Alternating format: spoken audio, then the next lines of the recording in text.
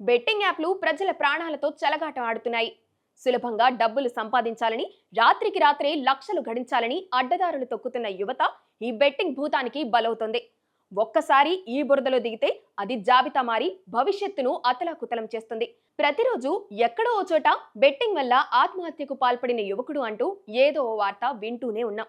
ఈ పాపంలో మన సెలబ్రిటీలకు వాటా ఉంది. ఈ ఆత్మహత్యల్లో వాళ్ల హస్తము కనిపిస్తుంది.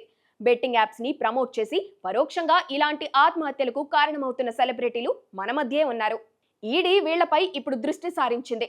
బెట్టింగ్ యాప్లను ప్రమోట్ చేస్తున్న దాదాపు 29 మంది సెలబ్రిటీలను ఈడీ నోటీసులు పంపి విచారణకు హాజరు కావాలని ఆదేశించింది.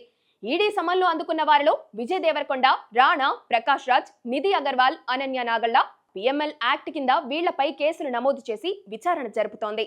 గతంలో ఈడీ కొంతమంది సోషల్ మీడియా ఇన్ఫ్లుయెన్సర్లపై కూడా కేసులు వేసి విచారణ జరిపింది. మళ్ళీ ఇలాంటి వేషాలేస్తే మామూలుగా ఉండదని గట్టిగా హెచ్చరించింది.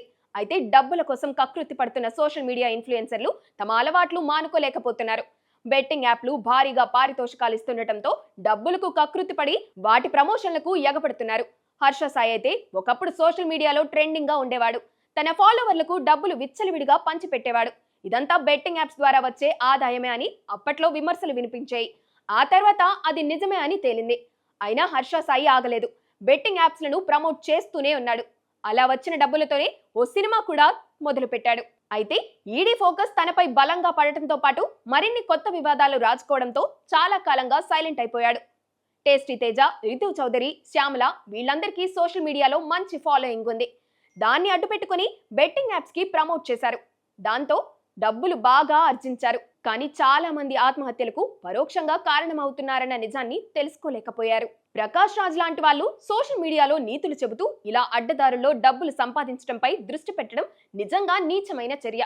ఈ విషయమై ఈడీ ప్రకాష్ రాజ్, రాణా లాంటి వాళ్లను చాలా సార్లు హెచ్చరించింది. కానీ ఫలితం లేకుండా పోయింది. ఇప్పుడు కేసుల వరకు వెళ్ళింది. రాణా, విజయ్ దేవరకొండ, నిధి అగర్వాల్ వీళ్ళంతా సినిమాలతో బాగానే సంపాదిస్తున్నారు. కావాలంటే బోలెడన్ని ఎండోర్స్మెంట్లు వస్తాయి. డబ్బుల కోసం బ్రాండ్ అంబాసిడర్లుగా మారడంలో ఎలాంటి తప్పు లేదు.